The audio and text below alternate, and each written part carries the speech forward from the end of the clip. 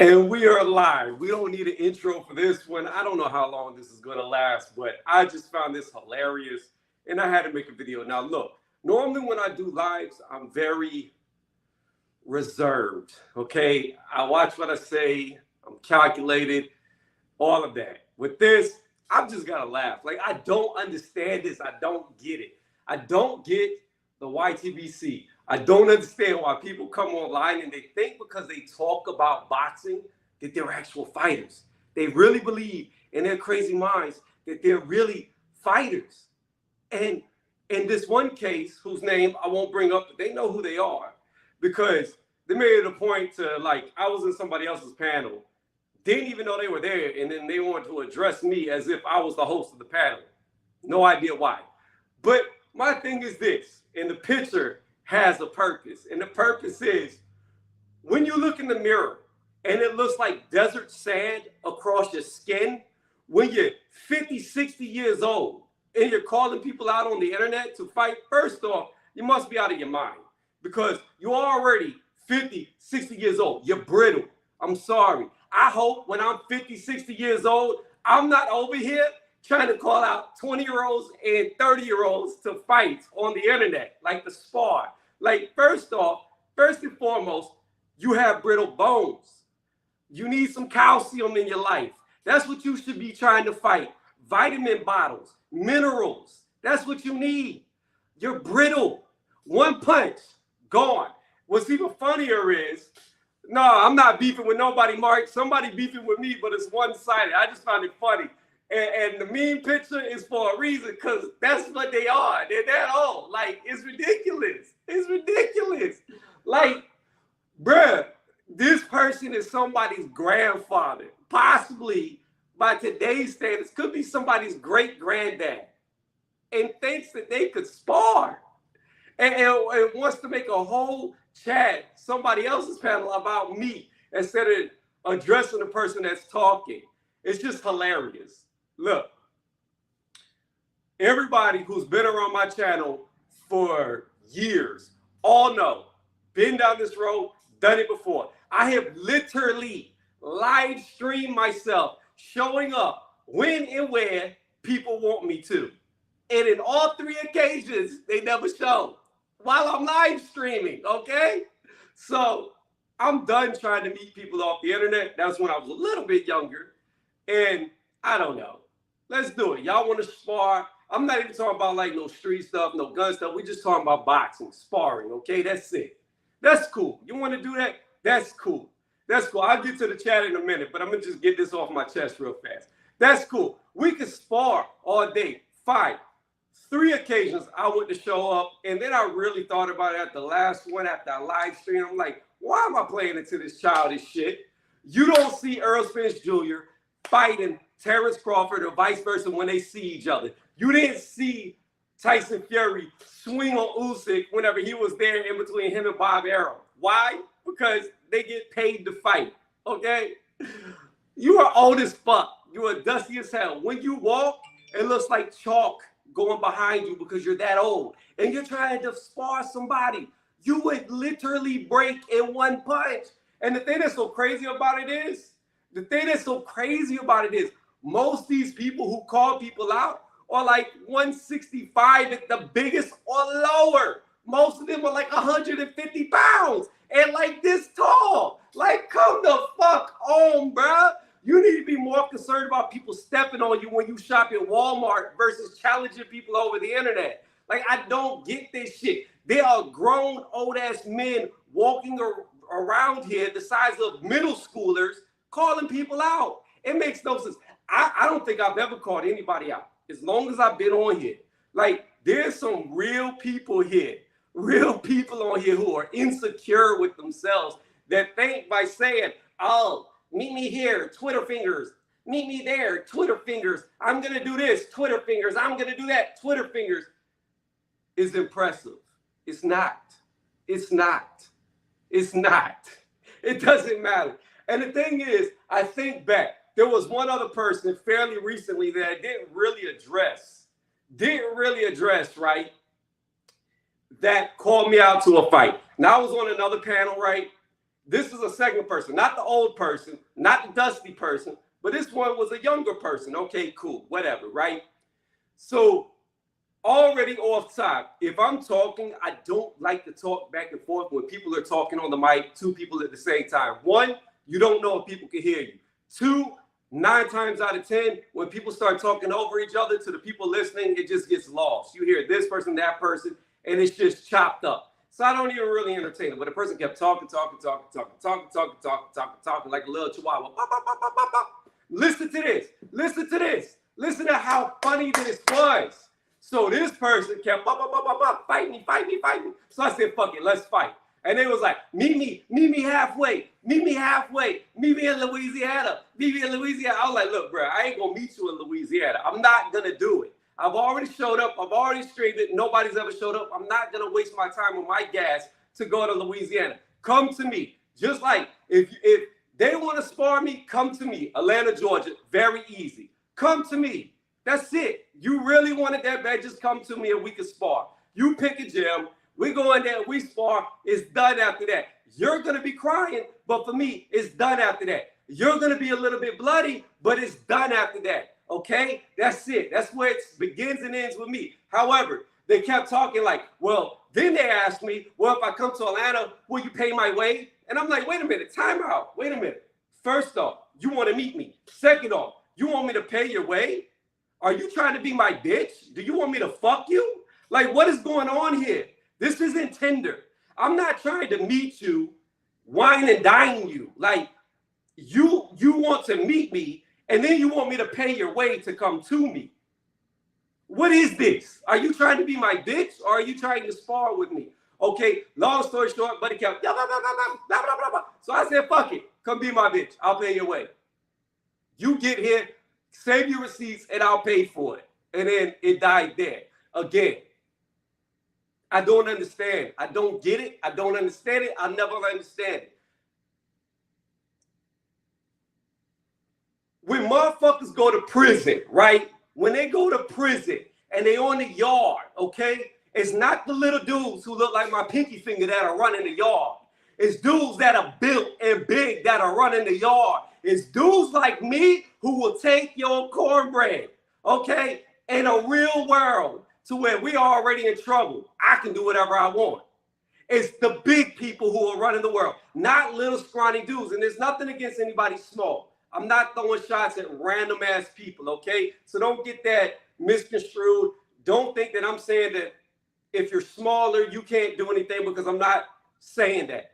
Because 9 times out of 10, if you're a 150, 145 pound man who can handle their own like Bruce Lee, you don't bark, okay? You have teeth. You're quiet. You know what you can do, so you ain't got to speak about it. You see what I'm saying? Like, I don't understand. Like, 90% of these people are in their 50s, okay? I'm no spring chicken. I'm about to be 32 years old. I'm not saying I'm young, but gosh damn, you are in your 50s and you are calling people out. First off, what's going to happen if it happens in your mind when you're 50 years old and 160 pounds, 65 at best? What do you think is going to happen when somebody who's 200 plus pounds hits you? Do you think it's just going to be like a video game to where it barely moves any ticks off your life bar? No, like your skin is going to evaporate into dust. It's boom, and you're going to hear, finish him, fatality. Shao Kahn's gonna come out of nowhere, because that's real life. Like, I don't get this shit.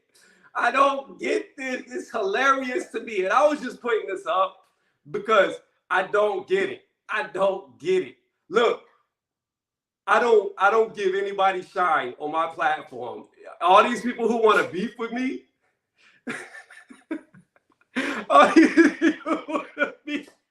I don't put a spotlight on them. They know who they are. They know who they are. Let me get to the chats real fast. Let me see what y'all are saying, because this is just hilarious to me. Like, the audacity. Let's see here. Hold on. I'm trying to scroll up, guys. Let me scroll up to get to these. All right. Let's see. What's happening, son? Nothing much, B. Sound like New York to me. What's going on, AJ? We beefing again? No beef at all. What's going on, JD Boxing? How you doing? I'm doing well. How about yourself? That answers this question right here. Oh, 4 years worth of beefs. Tony is bad news. LOL, I'm 40 and I know some badass 60-year-olds. Yo, I remember, hey, RL, I remember a video. The dude had to be like 60, 70 years old. Old man was fighting some younger guy with long hair. And he was like, and he messed him up, right? He messed him up. But the difference in me and that young dude with long hair is I'm not going to sit in front of some grandpa and laugh at him. I'm not going to do it. I'm going to tee off from round one. The minute or ding, ding, ding, ding starts, I'm throwing. I'm not giving some old ass, dust ass person who just got off their walker with a little tennis balls, green tennis balls to get a chance to throw at me. I'm coming straight at you, full steam ahead. Mike Tyson in his prime. All right. Have you ever competed? Yes, I did amateur boxing, never professional. I have gotten blocked on 7 channels for associating with Tony's reviews. Yo, there's a sub of mine, the moderator. He says I have a superpower, and that's to piss people off. Like somehow, like I'm a magnet for these lames to come out of anywhere that want to fight me. I don't know what it is. I don't know why it is, and I don't know how it is. But they always, it's like they think talking shit to me over the internet is gonna get them stripes or something. Like I don't get it. I don't get it. Because I don't go looking to talk shit to anybody. I talk my boxing. You can agree or disagree. It can get heated, but that's where it ends for me. Like I don't take none of this personal. Let's see. Yeah, I know a guy in the gym 55, and he's a beast. Look, that's fine. I'm not doubting every single old person, okay? Fanon one time said he wants to throw hands with Showbiz. Oh my goodness. You're talking about this is what I'm talking about, okay? Look, I'm gonna be honest, right?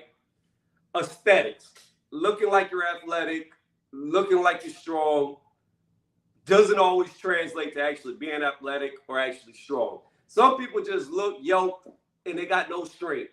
They look like Brawley, but they fight like Krillin. Okay, that's just a fact. Okay, but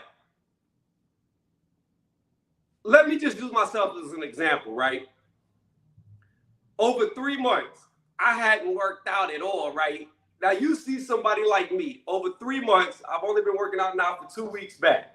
All right, you see somebody who shapes up super fast. You see somebody who hasn't worked out for 3 effing months. And then the first thing I lift is 275 for reps, like it's easy. After 3 months of touching no weights, doing nothing, no walking, no running, no jogging, no lifting, no nothing.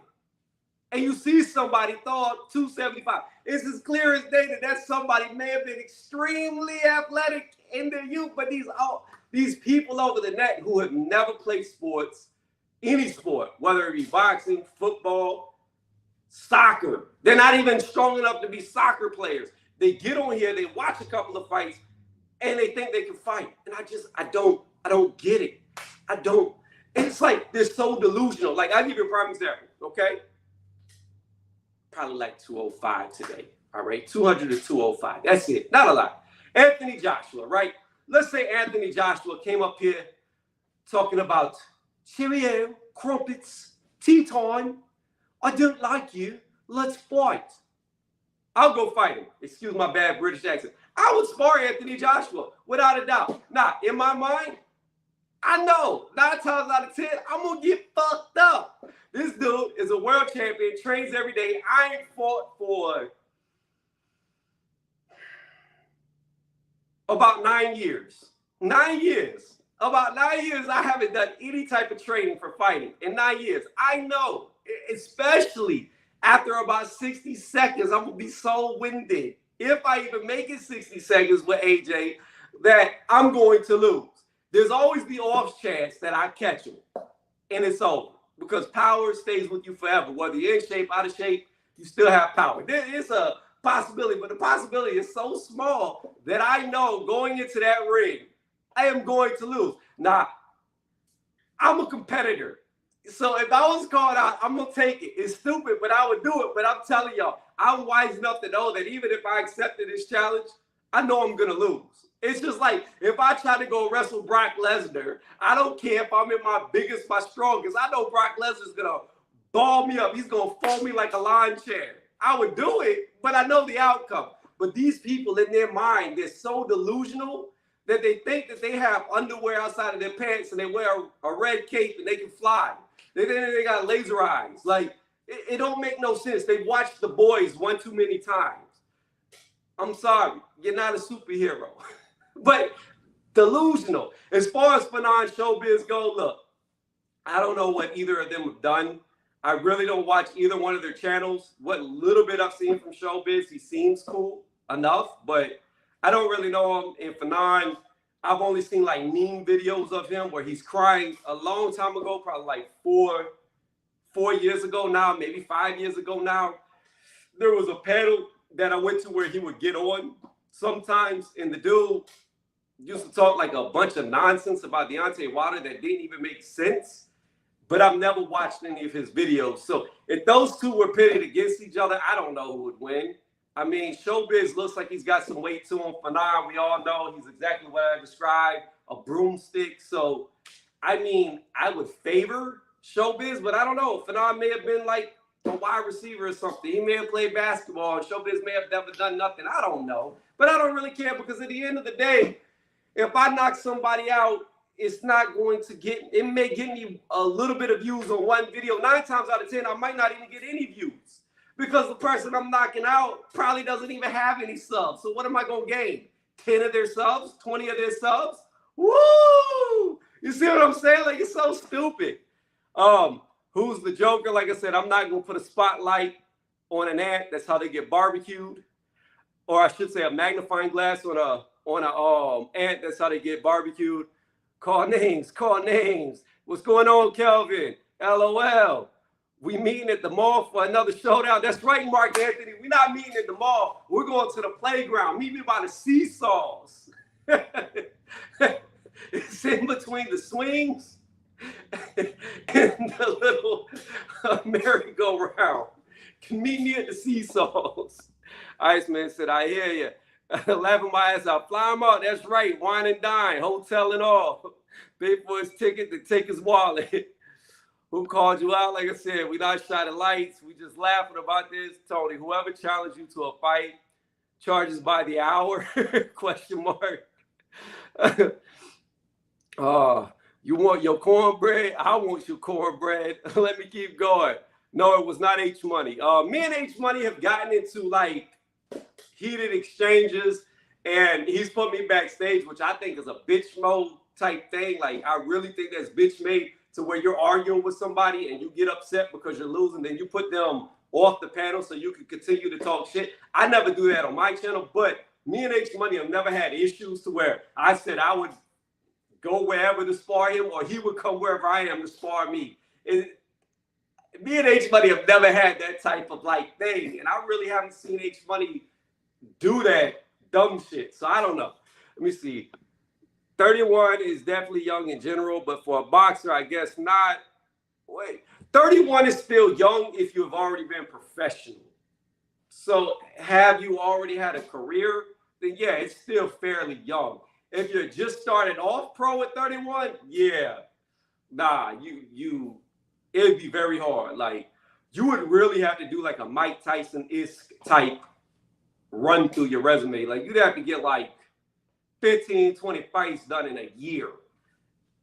In a year to even try to get anywhere because you're tired. You got about, well, you figure not a lot of wear and tear at 31. I'm going to say realistically, you probably got till you're about 37 years old. So you got 6 years. 6 years to where once you hit 37, you're going to start, unless you're like Mayweather or like Bernard Hopkins. There's been people, Klitschko, that have done it, but really, once you hit around like 37, 38, I don't know. It'd be hard. It'd be hard to go more than about 6 years. Who wants to fight? I seen the old man had power. He said he's Kanye West. What's the old man gonna do with all this power? This man said, you can pay my way. I know, right? Muscle memory. That's real. But there's also ring rust along your way. Anyone can answer who wants to fight Tony. Run, Force, run. We running. We running. Someone needs to set up Punch versus Drew Titan. You know, I don't know who would win that. I don't know. To me, I would say that that's a pretty even fight because both guys, I probably think around their 40s. I would say that looking at them, I think Drew Titan would be a little bit older than Punch Drunk, but Punch is probably in his early 30s. Later 30s, early 40s, and Drew looks like he's probably early mid 40s. Punch Drunk, he looks around like 5'11", 6 foot, my height. Drew Titan to me looks like he's probably around like 6'2"-ish, 6'3" at the tallest. And they both look like they have weight on them. So I would say that that's comparable. See, that's a challenge. Like, look, let's use them as a threshold, right? If these dudes were built like Drew Titan or had enough weight like Punch Drunk, then we would be talking, but we're not talking about people like that. We're talking about scrawny little minlet. That it was what we're talking about, like minlets, little minlets. That's what we're talking about. We're not talking about, like, if Drew Titan and me were to spar, I don't know how he looks like he stays in shape. I don't know how athletic he is, right? But I would say, even though I have boxing experience, it would be fair because we're the same size. It would be fair. It would be a fair fight. But me going in there with somebody who's 160 or below pounds, the writing's already on the wall. It's not fair. It's over. It's over before it begins. They just don't know it. That's what I'm saying. That would be a fair fight. Even Punch Drunk, that would probably be a fair fight because he looks like, I mean, he's not really muscular, but he's got weight on him. I'm just saying. That would make sense, but the people we're talking about aren't built like that. They don't have no weight. Like, it just don't make sense. What's going on, regulator? The moderator in the building. Showbiz is my dude. That's about 200 people you made mad now.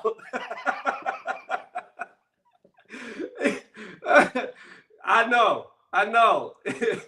Like, yo, you know what I need to do? I need to start doing like little lines on a wall, looking like I'm playing dominoes or bones. And just put them on my wall for every person who's called me out over the internet. Just start lining them up.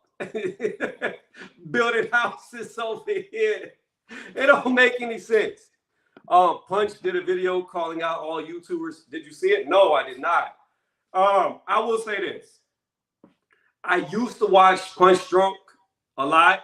I've been on his panel. Never had any issues with him. When Punch Drunk was in his accident, I emailed him immediately asking how he was doing. I even put up a video talking about it, wishing him the best.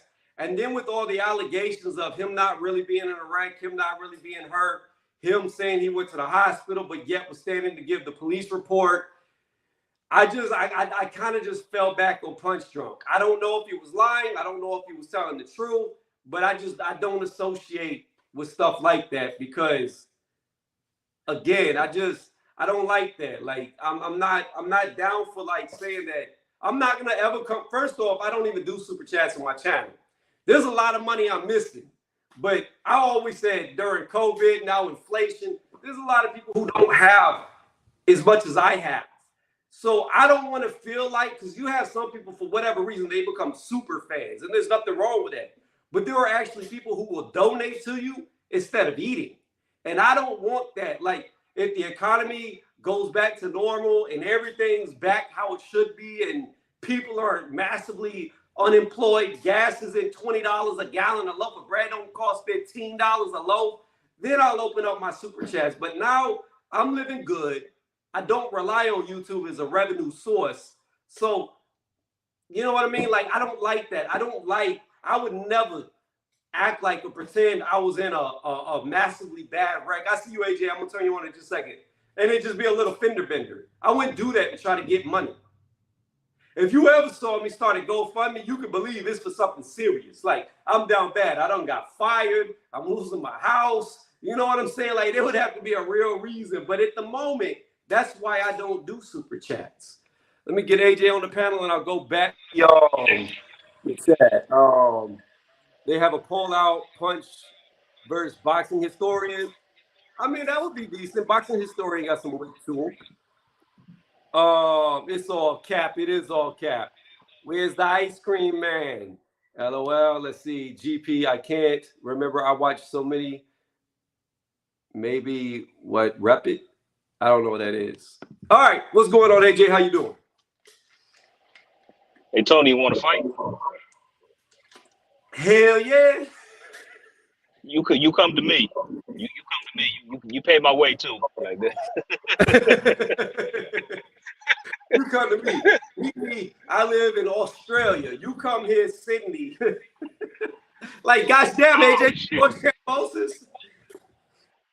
Oh man, this shit is making me laugh. I mean, like, I don't know if they had another press conference, but like, you know what? I've come up with a George Kambosos impersonation. I think you're gonna like this.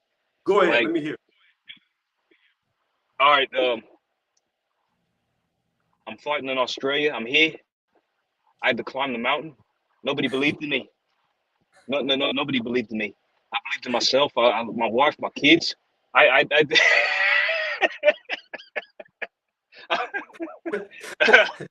Hold on. That's all I got. That's all I got. Marky. My kids. I did this all by myself. Nobody believed in me. I was homeless. I didn't get paid. My wife, my kids were in the ghetto. I was scared. Left them alone. But I had the box with Manny Pacquiao. He was paying my bills, but not enough to have the lights turned on. Oh shit, man! I mean, like what did it is like Devin is like, okay, bro, could you just give it a rest? Come on, man. Like, I mean, I mean, oh shit! I can't wait for this fight, man. I really can't wait. Oh, I can't wait either, because this is gonna turn around the gypsy curse, and I'm gonna start getting my predictions right. Oh, we'll see about that. You know, if you get it wrong, I'm gonna troll you like hell this time. You need to. It'll be 3. This will be the 3rd. You need to troll me hard. Like, I don't really count the Rolly as a wrong prediction, because I was like, I mean, he could have pulled it off. He could have pulled it off, but you know, it just wasn't meant to be. It just wasn't meant to be. Had he not jumped in so dumb, he would have won that fight. Well, he's an idiot. He is. So it's like, you know, I mean, you know, it's funny. Like, he's gonna have more fight. Like, I think Rolly's just the way he is. He's not gonna change. Like, you can have the best trainer for him. Like you can't change. A tiger don't change it. Don't change its you know, whatever. You know, it's whatever. But sorry. Yo, AJ, you read the comment. He said you need Ray-Bans to complete the Kambosos impersonation. You also need a trench coat as well. You know what? You know, I'm noticing, like, let me ask you this, because, like, why does he keep dressing like he's a secret agent?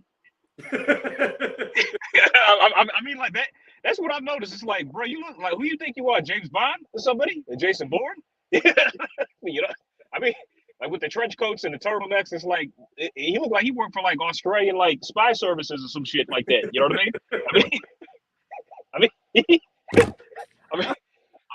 I mean, George is cracking me up. He really is, man. I mean, he's kind of making me laugh. He's not really making me mad. He's just making me laugh. That's all. Yeah. This whole victory speech is.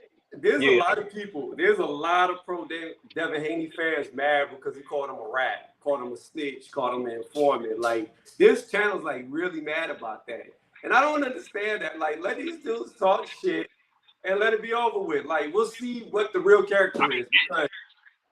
I mean, at the end of the day, it's on mind games. It's on mind games. That's all this is. It is. But my thing is this. For everybody trying to flame Kambosos on saying what he said, wait till after the fight.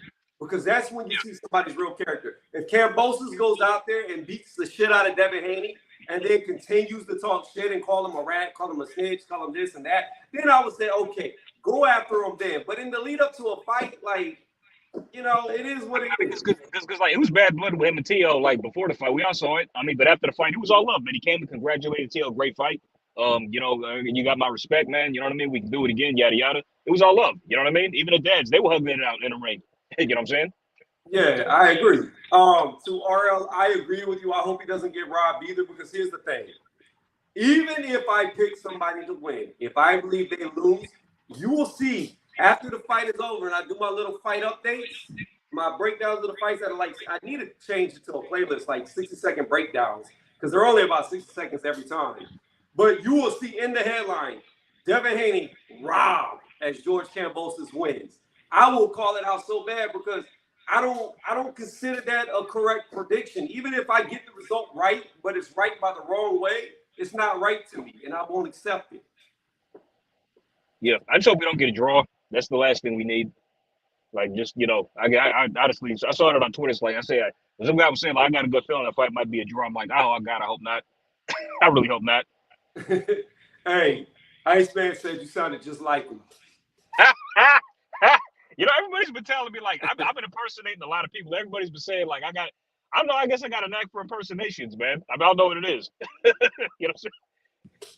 Yeah, I mean, it was good. It was good. I'm not even gonna lie. It was good. Appreciate that. It was my first time doing it too. I didn't really practice. I just like great for the first time for the freestyle. That was really great. Sure, I got to work on it then. I really got to work on it then. I got to nail it down. Now I got to perfect it and do it on my own. Because I do them a lot for Lady Chan. She loves my impressions. Lisa does too. So Yeah, do it over there. You get a lot more people. When are you gonna do your live stream? Me? Yeah. Oh man. I've been thinking about it, but I just don't have the kind of time and just the if I was gonna do a live stream or a channel, I mean, I've been taking on with the idea a lot. But it's something that I really, really have to commit to. And like a friend of mine, he actually got some stuff as well. Like he wanted to set up, but I just can't find the time, man. And like if I did it, I would have to be like 100%. Yes, you can. I'm cutting you off because I'm saying yes, you can. You can definitely find the time. You know why you can find the time? Because I find the time to come here. Exactly. Yeah, all you gotta do. It just requires like a lot of focus and commitment. Yeah, you go ahead. No, I was gonna say all you gotta do is tell me when you're gonna do your first live time, and I will broadcast it to like UGC Flame, who just walked into the building. I'll let him know. He could blast it. I'll blast it. I'll tell people that I know so they can tell people that they know. We're gonna try to get you more views than I ever get on your first stream. Appreciate that. But I'm still taking her with the idea. I'm not fully committed yet, but if I do, I swear you will be the first one to know. I promise. Yeah, man. Tell me, and I'll be there to support. BK, to answer your question, who's been picking on me? So I'm gonna tell you. I'm gonna tell you exactly what's been picking on me. You ever look at like chicken wings, and you know how the skin looks that flaps in between the wing? That's what the dude looks like. That's the type of skin he has. That's what's been picking on me. Some scrawny, skinny chicken wing. Oh shit! Oh man, God! I mean, it's like, it's funny because I don't know why people get so defensive. Like because like I've been on Spaces, live streams, and people just seem to get triggered for no reason at all. Just for like me disagreeing with you, just for me like just me not liking something that you say. It's like now you want to fight over this, like for real. Yeah. Like, what are we in high school? Yeah, you know what I'm saying? What's so bad about it is I wasn't on a panel or nothing. I was just typing to somebody in their chat, right? They were doing their own show, talking about their own thing. I didn't even know this person was there, and I really never even thought about them past one time or maybe two times we've ever spoke, right? Never thought about this person. And then all of a sudden they come out of left field and direct all attention to me in the chat. And I'm like, bro, this ain't even my panel. Why are you talking to me? Like, I'm telling you, these dudes, they're in love with me. I swear. They take screenshots like this. They put it on their roof or their ceiling, excuse me, when they're laying in bed so they can wake up and be like, oh, here's Tony's reviews. I want to fight. Oh, I hate him. Why has he got muscles? He said he ain't worked out for 3 months, but he looks better than me. They be beating off just like that, nothing in their own face. Oh, fruity asses. Anyways, I digress. Mello said, I fucking hate draws. I don't think it'll end in a draw, but it's a possibility. UGC Flame, Real Talk. So what Sausage thought picking on Tony was a good idea? Like this moment. So he looked like a foreskin. Yes, he looked like a turtleneck. He looked like a fucking foreskin. Like do like this, and you just see the skin flapping like a sail on a boat. Don't make no sense, man. I mean, Tony, like I literally died when you said like when dude said, "Can you pay?" When that one guy you was when you said when the guy said, "Can you pay my way?" Like I literally died because I'll tell you why I died because that reminded me of something, right? It's like I took my brother to the movies. Like what we go see? It was back in 2014. We went to go see Transformers: Age of Extinction. Right. And when we get there, right? I mean, actually, like it was my birthday, so it was my birthday present. And we get there, and my brother's like, "Oh yeah, could you pay? I ain't got no money." And I looked at him, I'm like, "Nigga, you for real? Are you serious?" I mean, so let me get this straight. You waited until now to tell me you ain't got no money, and you're making me pay for my present. Is that's what we're doing here? He goes, yeah. So we went to see it. I mean, I wanted to see the movie, so we saw it. I paid, and guess what? I never been back to the movies with him since. Yo, I got a cousin just like that. So this was years ago though. This was probably like high school or sometime after high school, right? We was all going to see a movie so long ago. I don't remember what movie, right? We all buy our tickets, right? So we walk in, we give our tickets to the person. This motherfucker try to sneak in and they stop him and they like, "Where's your ticket?" And he's like, "I ain't got one." And then we looked at him like, it was like 6 of us. We all turned to him like, "Yo, where's your ticket? We was just buying them. We thought you bought one." He's like, "Nah, I ain't got no money." And then everybody like, this motherfucker. So I bought his way, but I was pissed. And like you, I never went back with him again. Yep. I mean, you don't see the trick is like I used to do this for years, man. Like at the theater, right? I went to like what we would do is like we would buy tickets, right? Me and my friends, and we got away with it. We were so smooth. We would buy tickets. Then we would also like sneak into other movies. We would just kind of chill, like in the halls and just in other movies and stuff like that. We would just catch the showtimes for other shit. And like we would just go in there. And what we would also do is we would like kind of sneak tickets to like people who didn't have one if they didn't want to pay. Like we would just they would just be outside, right? And we would just like hand them off, be like, just even though the ticket's already told me, we'd be like, just say you got it, you went in already. Work like a charm every time, every fucking time. Work like a charm. We said we went in. Oh yeah, go right ahead. That's funny. I already been in. I was already back there. You don't remember me? The guy's like, "Oh yeah, I kind of do remember you. Go ahead, go." I'm like, no man, torn ticket. Like the torn ticket, it's like, all right, yeah, okay, whatever. Because like the ticket scalper, like the people they switch shifts. So like the same person doesn't always stay there. So yeah. Right. So he's, oh yeah, he probably came in already. It's late is what it is. But you know, long since the days of doing that shit is over though. That's funny. Let me get to these comments real fast. Official prediction for Fulton versus Roman. Tony! I don't know.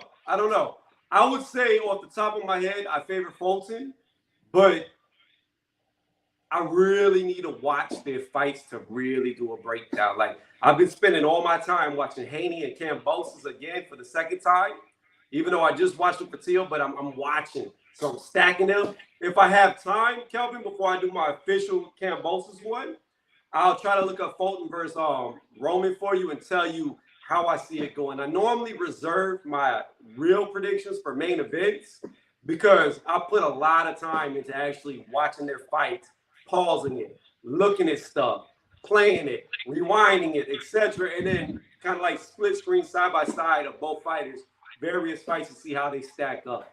Matter of fact, Tony, let me ask you. That leads into something I want to. If I have time. I'm sorry. Hold on, AJ. Hold on, AJ. Go ahead. Sound like Jedi. No, so Iceman. I used to go to Jedi's channel a lot, right? Jedi and me go way back. He might have been the first panel I actually ever jumped on YouTube, the very first one. And I used to always like go there and support him and everything, right? Well, one day, we'll fast forward. He's one of them weird dudes that have been drinking too much of the Kool-Aid, right? And the thing about it is he got really mad and started talking shit, right? Over me saying Bruce Lee wasn't a real fighter. Like his fucking panties fell down, his skirt was right there, and he just went off on some real fangirlism and got mad. He was like, "You know what? Don't come here no more. Don't come here no more." So I was like, cool, I won't come no more. I don't care. Like, I've never seen people get so emotional over men they never knew. Like, you acting like this dude's your father or your son or your cousin or your brother or your uncle. You didn't know these people, but people get so defensive. And I'm gonna keep saying it, and I'll say it every single motherfucking time, and I don't care who gets mad. Bruce Lee was not a fighter. He was not a fighter. He was never a fighter, and he's not a real fighter.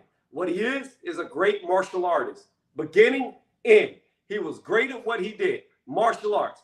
Fighting, he was not. And somebody like me who's actually put in hours and hours and hours and hours and hours to train and been around world champions who had to work 2 jobs and box and they still had belts. Nah, the dude wasn't no fucking fighter. And I'm not going to sit here and say that he could beat up Brock Lesnar. He could beat up Deontay Wilder, Tyson Fury, Mike Tyson. Or if you want to go to guys his own size, like he could beat up Devin Haney in a fight. Or even Kambosos Teo. Like, nah, bro, this dude, he had never fought nobody.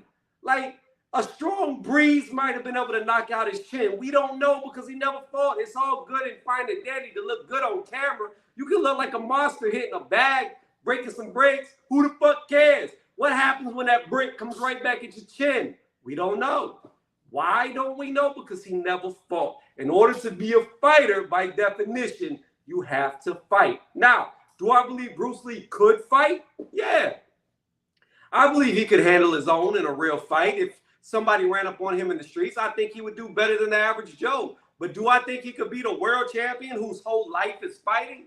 Fuck no. And that's disrespectful to all these world champions who will put in all those hours, all that blood, real blood from fights, sweat and tears. Like, it's just ridiculous. It's the mythicism around Bruce Lee it's just, I don't understand it. The dude's like a folklore, like mythology. Mythological. It doesn't make sense what people believe in this dude, and he never fought. All right, let me finish off these comments. BK's laughing. What's going on? Lost Art of Boxing, the lab. Jeffrey Perez, what's good? What's going on? LaRon, BK laughing. Bruce Lee versus Conor McGregor, 50-50. Get the fuck out of here. I don't even like Conor. But Conor would have sparked Bruce Lee. More than likely. I don't know. Maybe Bruce Lee could have been the best fighter ever. But you know what? We'll never know. Because he never fought. It'd be hypocritical. Like, the same people, AJ, listen to me. The same people who hate on Deontay Wilder and be like, he was never a real champion. Look at his resume. Look at his resume. At least he had a resume. Show me Bruce Lee's resume. That's true. That's true. Non-existent. But the thing that sealed the deal for me, and this will be the last thing to say about Bruce Lee, because like I said, I think he's a great martial artist, a philosopher. I think that's great. Hey, RL, don't talk about Jean-Claude Van Johnson. That dude is a real fighter and a secret agent. He can fucking fight. But before I get to that, let me say this. I done got sidetracked thinking about Van Damme. I don't even know where I was going. It's all good. Mark Anthony said he fought on TV, and that's all that matters. So let's go to Jean-Claude. And I did watch Jean-Claude Van Johnson. I watched the first 3 episodes. I haven't finished it yet. I like it. I wish I would have known about it so I could have supported it so they would have done more seasons. Yep. I think it only went like 6 episodes for the first. That's it. So I'm gonna show you something, because people make fun of Jean-Claude Van Damme. They've always made fun of him. They've always said, Johnny Cage from Mortal Kombat was based on Jean-Claude Van Damme, and people act like he's not a real fighter. Let me show y'all Jean-Claude Van Damme fighting record. Now let's go through this. Let's go through this.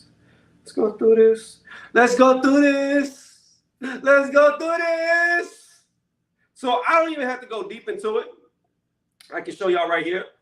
So he had a semi-contact record, which is like karate points where they just touch and they stop. Not really fighting, right? So his semi-contact record was 41 wins with 4 losses, pretty much like amateur boxing.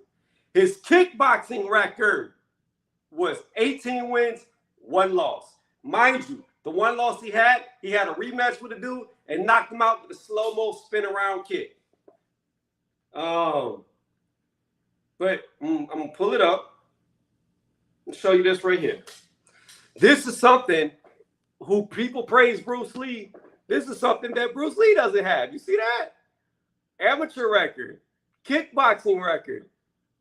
We could go to Bruce Lee's wiki or his fight record, see how much we can pull up on Bruce Lee. I bet you it'll be 0.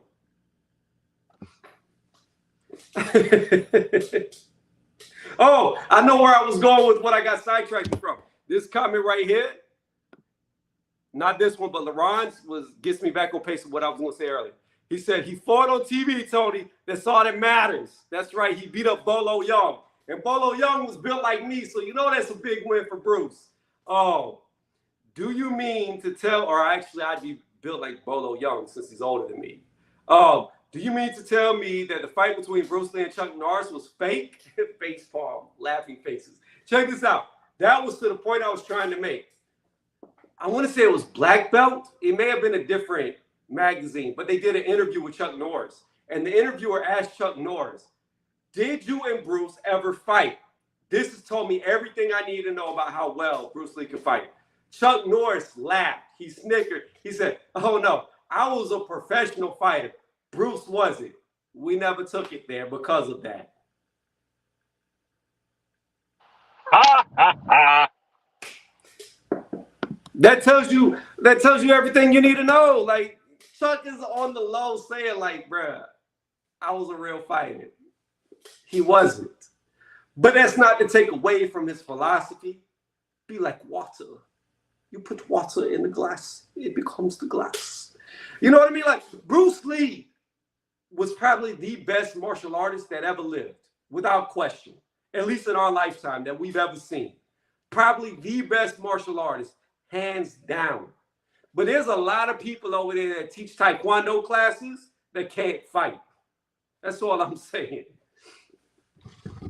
It's funny. It's like I mean, part of what I wanted to do back. I mean, but I'm lazy, so I never got around to it. But what I wanted to do was like really learn how to fight and get good at it, and go around to the dojos and challenging the masters just for experience. You know, Bruh, you really are trying to do the Afro Samurai. You collecting headbands? That's what I'm saying. That's all I'm about, bro. You know what it is, Tony. In that case, you'd be collecting their belts. You just have a whole bunch of belts around your waist. I mean, but I'd be coy about it. Let's say, like, if I beat a master, like beat a dojo master or something like that, and knocked them out, be like, it's cool, bro. I won't tell anybody. This is between us. I mean, you students, I don't know. I mean, they might brag because we got social media nowadays, but but I ain't gonna tell nobody. You know what that reminds me of? What was the dude's name? A long time ago, back when I used to watch UFC, right? Because I used to love GSP. I think George St. Pierre was probably the best person to ever do mixed martial arts. Maybe Silva's in the conversation, but I really believe that if GSP would have been a boxer, he would have been a world champion. He just went to MMA because by the way, Tony, that's facts because like you want to say that's facts because my man's went toe to toe with Captain America. You know what I'm saying? Not a lot of people can do that. You know what I mean? And he got the jump. Speaking of movies like Mark Anthony, he went toe to toe with the super soldier serum, juicing. There's no way Captain America was passing bottom, and he still fought him. Boom. But anyways. There's an old episode of GSP on The Ultimate Fighter whenever he was going to fight Josh Koscheck, I think his name was. And he brought in some guy who came to the gym drunk. Just some random, I think his name was like Jean something or Jacques something. And it just looked like some average Joe, out of shape, drunk dude. Like he got drunk, a real drunken master, right? And he beat the shit out of all the contestants. And what George told him was like, yo, this dude, he grew up over in Thailand, did Muay Thai his whole life. He doesn't professionally fight, but we've taken him to multiple gyms that I've been to, and every person who fights this dude gets their ass whooped. That's who you want to be. I got to look it up now. I got to look it up. Who was that? Yeah, please, I'd like to find that out. Oh man, we're gonna look it up on the phone. GSP Ultimate Fighter. Oh, it comes up. This dude right here. This dude right here. Hopefully it doesn't play. That guy right there. Oh yeah. Oh yeah. TU GSP wins and Derek training Paul. Okay, I'm gonna go back to the 50-minute mark. Okay, I'm gonna go back on this vid and look that up.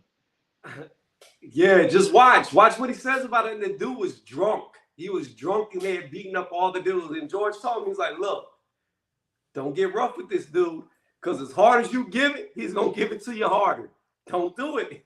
Don't do it. He warned Oh, him. Tony, yo, that reminds me of a. I don't know if you ever heard about this, but this was back in like the '80s, mid to late '80s, back when Sugar Ray Leonard was on like a cruise ship or something like that.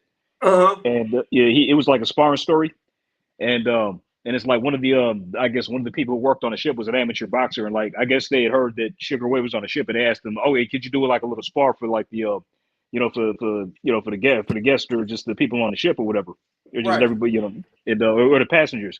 And it's like, "Oh yeah, sure, no problem." But like in Sugar Ray, so they got it all set up. They was about to do it, and I think this is back when This is after Sugar Ray's like retina issues, and like Sugar Ray's manager told the guy, type of like, "Okay, look here, man. I just before we start, I just need to give you a. I just want to tell you a few things. Take it easy, have fun, but just know this: if you try to think funny with Ray or get aggressive and don't hit him in the eye, but if you try to think funny, get aggressive, Ray's gonna knock you out." So they start the spar. It's all good. They're having fun, but out of nowhere, guess what he decides to do?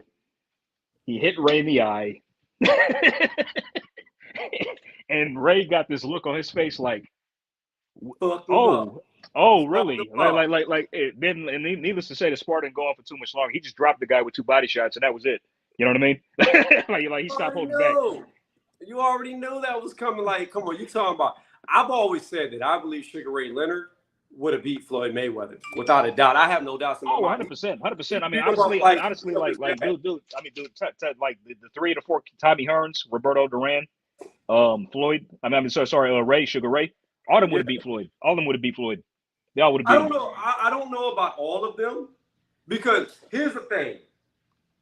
I've always said this. Floyd Mayweather's style, the Philly shell, is a candidate. It's a very prime candidate to be countered by somebody who's faster. I always do this case in point that I point to. If you don't believe it, in my opinion, the best Philly shell that was ever in boxing was James Toney. Look at how bad Roy beat James. That's what I believe Leonard would do to Mayweather. I don't even believe it would be competitive. He's too fast. Yeah, absolutely. It's funny. I've never actually seen somebody because it's funny. I don't know if I talked about it before, but Caleb Plant, like I've never seen somebody use the Philly shell so badly as him and get hit so much. I mean, like that. You know what I'm saying? It's like when Canelo dropped him in the 11th round of that fight, it's like he left his face wide open for that left hook. It's like, bruh, I saw that coming from California. Like Caleb Plant tries to fight like something he's not. Like you're not that. So stop trying to be it. Like you can't. You just you're not. At least have like asymmetrical defense so you don't get hit. I mean, but talking right quick, but back to what I wanted to ask you. Like it went back to Fulton and Roman. Like I saw Fulton, he's nice. I like him. Like he's a good boxer. But did you see his fight with Figueroa? Yes. Okay, good fight. Like who'd you have winning? Who'd you have winning it? I don't know. I had Stephen Fulton. It was real close. Okay, because I Fulton winning too. I mean, yeah. So it was close, but I still had Fulton winning. So yeah. Figueroa just got started too late. It's one of them fights to where I'll give you a prime example of how I feel about that fight. Okay, this is how I feel about that fight. The rematch between Triple G and Canelo, right? It was a real close fight. I thought it was a draw. But if I had to give it to somebody, I would have given it to Canelo. I kind of feel the same way about that fight. I thought it was a draw, but if I had to give it to somebody, I would have given it to Fulton. Okay, for sure. Because I the second fight, if you added a draw, cool. But I edged it to Canelo just barely by added with 7-5 for Canelo in the second fight. That's how I scored it. Because I just did a rewatch recently. But yeah, but if you had a draw, but also like another question I wanted to ask. Hold on, but okay. So it was posted on Twitter. I just want to get your take on this. So like, the winner of Haney Kambosos and the winner of Fulton Roman, which fighter would be considered like to be a candidate on the pound for pound list? Which winner of those fights would they be candidates for pound? Who is this? Stephen Fulton could be a I candidate feel right like now. I know this person. I feel like I know this person. But Oh, what's I'm up, not- Q? Yeah, What's I up, do. Q? Okay. It's good with it. Yeah. We've been on the panel with UGC. Yeah, I know. At first, I just saw your face, and then I had to. You ain't been here in a while. Man, I had to subscribe to my channel. You know, I'm subscribed to you on my regular channel, but this is my YouTube page, so I subscribed to you about last week. Okay. I might be subscribed to you already. I think I am. I don't know. I don't know. I want to say I seen you in one of our lives that we had. I normally like anybody, so I'm very appreciative to anybody who subs to me, whether they come here to argue with me or they come here to agree with me. If you sub to me and you have a channel, I normally follow back off default. But sometimes what I don't like about YouTube, I don't know if this happens to you. I sub to people and sometimes it unsubs me. Like I don't even know why. Like, cause it happened to Black UGC Flame. I go to his panel all the time, but for some reason, like a couple of times, it's unsubbed me from him. I think they kind of like shadow ban Black. I ain't gonna lie, like I got them subscribe notification, and I never get a notification. Only time I see him is when I go on there. I really think they got him shadow banned. I ain't gonna lie, I never get none of his updates or none of that. I literally have to see it on YouTube. Yeah, I'm the same way. I have to see him live, or I don't know. Let me see. Yeah, hey, Tony, I didn't catch your live the other day to chop up that Tank thing. I don't know if you're over it. Yeah, well, that other line that I was talking about was prior to the fight. It was like changed my mind. I said Rolly beats Tank, changed my mind. Obviously, my mind's been changed because I watched Rolly get knocked out. So it would be no. We were going back and forth about the aftermath of the fight. And then you were, I wrote a comment and you commented back, and then you told me you were live. Yeah. Because I think we were just like, it got to be typing too much to talk about how the fight went. I thought that was prior to the fight whenever I was typing to you. No. That was afterwards. I said, I saw what I thought I was going to see. And then you said, what was that? You said something. And I was like, Rolly will do what he could for as long as he could. What was that? Tank lose every round, something to that extent. Yeah. I was like, I just thought he would do what he could for as long as he could before, without giving Tank any trouble. Right. Before the fight got stopped. And that would be before the halfway mark. Hey, what's your channel? Q, what's your channel? Because I don't see it coming up. Lost Art of Boxing. Oh, that's okay. I might be so to it then. What was your old channel? I didn't have an old channel. My other channel I just be on is Q to God. That's just my regular channel that I get hop on everybody can. All right, I just threw you a sub. I could have sworn. Regardless, I'm sub to you now. I got you. I hit it for you. For anybody who sees this, go sub right there. Yeah, man, go sub, man. We trying to get to 1,000, but we on the road to 500 right now. So, all right, you'll get there. I'll do that. You'll get I'll there. be out, man. I made you by the way. I made you by the way. I didn't know you had a channel. Man, I got a question for both of y'all or everybody on the panel. I know this a fantasy fight because I doubt they'll make this shit happen. Hold on one second, Q. Let me answer AJ's question first, because he asked the question, and you could answer it too, and so could Smoke. He said, who would be pound for pound on the pound for pound list? If Kambosos beats Devin Haney or Devin Haney beats Kambosos, or the winner out of Roman and Fulton, who would be higher on the pound for pound? My answer to that is, I believe that you would have to go with the lightweights, because all of them were champions knocking off champions. Whether it was Lomachenko losing to Tio or Tio beating Comey or I see Knockout. What's up, Knockout? Whether it was Comey losing to T.O. beating Loma, T.O. losing to Kambosos, and now Devin's fighting Kambosos.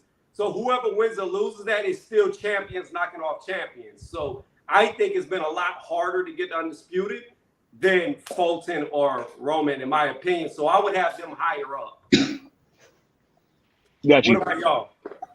Yeah, I'm with you on that one. I have Devin or Kambosos higher up on mine. Kambosos, he really would be in there. I only do 5, so they wouldn't even be in my top 5. I think like Kambosos. Kambosos might if he beat Devin. Devin would have to knock Kambosos out to crack my top 5, and that'll just be taking Earl out, or not Earl. I don't know where I got Earl in the new way right now. I got them 4 and 5, but I think if Devin Haney able to knock Kambosos out, that'd be big fashion, he in my top 5 pound for pound undisputed. If Kambosos able to win, I think he'll be. I'll call him pound for pound for sure. You know, Fulton, I think he would really have to go undisputed fight MJ. You know, and they get their thing on. I think this guy he fighting right now is just stay busy, you know, until they look for him another fight. I don't really see that guy as somebody that's going to push that. All right, get the smoke. Yeah, I think they both could. I mean, I think Stephen Fulton can be on right now. I think if you just have skills as your, thing, I think maybe you could put Devin Haney on there right now. But yeah, if you, like most people say, undisputed gets you pound for pound, that's what the argument has been for a lot of guys. So I don't know why it wouldn't be for the winner of Kambosos versus Haney. But yeah, as far as like, impressive, like I'm not that impressed with fucking Teofimo Lopez. I wasn't that impressed with George Kambosos. So like beating those guys, like to me, Loma losing to him more, it was more of a statement about Loma than it was about Teofimo Lopez in my estimation. Although I did move Teofimo Lopez closer to top 10, but he was like outside top 20 before the fucking fight. So like he ended up at like 13, 14, something like that. In my mind after the Loma fight, and he got his ass, and then he didn't get his ass whooped, but then he lost to Kambosos, which, whatever. Like where he's supposed to be after that. So like where was I supposed to put Kambosos? Kambosos was outside my top 30 before he fought Teofimo Lopez. So, maybe he's top 20 somewhere in there. Like that's like my thought process. So it's just kind of like Devin Haney beating a guy like that doesn't really, I don't know, like for me, that's not a top 10 kind of thing, but I do think he's supremely talented and he would be undisputed. So why the fuck not? Got you. Knockout was good. Man, salute, Tony. What's popping with you? I saw you was live, had some time, and you always grace my platform. So I wanted to come in and show you saying, look, salute to Smoke and the other brothers on the panel. I don't know y'all, but salute to y'all, bro. Hopefully everybody's doing good tonight, man. Look, what's up, Knockout? It depends on how you do it, right? So my honest opinion, if you just go off of skills, how I like to do my list, I wouldn't have either one of them on the pound for pound list right now. To be real, I think I can easily name 10 fighters that are more skilled than both of these guys. But if you do it how the ring tries to do their list, and you're including resumes and accolades and accomplishments and all of that shit, I don't see how you can't have Kambosos at least top 10 right now. Like he should already be pound for pound if that's how you're doing it. Because didn't they put Teofimo on the list because he beat Loma, champion and beat Loma, and Kambosos beat the dude that beat the man, so to speak, and became unified itself. So if you're doing your list based off of unifications and resume and accolades and shit, then you got to have Kambosos on there right now because he got to be considered the man at the lightweight division for right now because he got all the belts. Like we can't call Errol Spence the man and say Kambosos ain't the man right now until somebody beat him. So it just depends on how you do your list. Again, skills wise, just if all fighters were the same weight class, who you think got the better skills? If you're doing your pound for pound list right now like that, I don't rank either of them top 20, to be honest with you. But if you're doing the resumes and accolades and shit, then Kambosos should be on there right now. And by that same logic, if Devin Haney is to beat Kambosos this weekend, then Devin Haney should be somewhere on your top 10 as well. Just my thoughts on it. I'm gonna say this knockout. It was let me say this real fast. If what Q says happens, is Devin Haney goes out there and knocks out Kambosos, which I see not likely at all. But if he does that, that's a huge statement because Tio couldn't knock him out. Tio hit him with his best shot, couldn't keep him down, and then he recovered to beat Tio in the 11th and 12th round. If Devin goes out there and can stop him, and the hardest puncher at lightweight couldn't do it, that's a huge statement. And I would definitely, because we know that knockout is going to probably come from accumulation of damage and not off of power, because he doesn't have a lot of power. So if he can inflict that much damage on Kambosos and Tio couldn't, I would definitely have to put him on. I agree with 99.999% of what you said. The only thing I would question is you called Teofimo Lopez the hardest puncher at lightweight. No, I didn't. You just said the hardest puncher at lightweight couldn't knock him out. I said the so-called hardest puncher. Oh, so-called. Okay, yeah. I was about to say, did Tank Davis move to another division? What? Hey, even if he ain't, but yes, bro, it'd be very impressive. I agree. He's still one of them top 3 for sure. When he was so knockout. What about Stephen Fulton? Do you have that guy? What do you think about his pound for pound? Man, I really like Stephen Fulton. I really do. I didn't rank him, so I did my list earlier this year. I didn't rank him top 20 because the competition at 122. But when I was rating him, I think I underrated Figueroa. And if he's able to beat Danny Ramon, who I got a lot of respect for, and beat him after beating Angelo Leo, after beating Brandon Figueroa, and then beat somebody like Danny Ramon, who a lot of people feel like Ramon beat MJ Akhmadaliev. I don't. I think Akhmadaliev edged that fight, but it was a very close fight. It could have went either way, and Danny Ramon bounced back and had a good performance in his last fight. So if Stephen Fulton's able to do that, bro, like you got to give him respect for both the skills and I mean he is unified. I really, honestly though, what will really move the needle is if we get undisputed at 122 and he's able to beat MJ Akhmadaliev. But as far as his skills, the only thing I worry about with him, bro, it seems like he get caught in between styles and shit sometimes. Like he don't know if he want to bang with you, he don't know if he want to use his boxing skills, and a lot of times he can get dragged into a fight, and his fights seem to be more difficult than they actually probably should be. Like I think he could have, if you go watch the first 3 rounds of the Figueroa fight, bro, he was outboxing him so easily from the outside. So why not just keep doing that? So I got questions about him being dragged into fights and shit, but the skills are definitely there. I just, can he do that at the elite level and make a fight easier? Because you're gonna run into somebody to where if you try to fight their style, you ain't gonna be able to beat them at their own shit, bro. I'll be right back. Make fights easier. So that's what I think of him, bro. But I really like him as a fighter. I'm excited to see him fight this weekend. Yeah, and that's why when I do pound for pound, like when you get like boxers that's pound for pound really not known as power punchers, the only way those guys really get on people's pound for pound is either by clearing a division or moving up in a division, and they still able to, somewhat clear it or show dominance in that division if they don't have power. But always, usually toward a guy that boxes, they usually get beat by a person that has more power than them. So when it comes to putting pound for pound on that, it's kind of hard when they don't move up. When I'm talking about boxers, guys that don't get knockouts, because when you're able to knock people out, that kind of shows the pound for pound in your skill set, because you're be able to go up and knock this guy out, go up higher and knock this guy out. If you go up and you outbox somebody, only thing that make people think is, man, what's gonna happen when he fight a puncher? What's gonna happen when he fight a puncher? And them actually showing the dominance over that and over a division, or a bigger person. What's gonna happen when he fights somebody bigger, or however they put it. So that's why I say if Devin gets the knockout, that's like, oh shit, because that's really like, that's an art in boxing.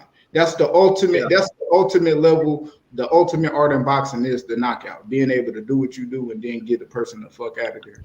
I ain't even gonna put the knockout on them, no, bro. Cause like just going over there, like people aren't realizing, bro. George Kambosos can fight, bro, and he got some advantages in that fight.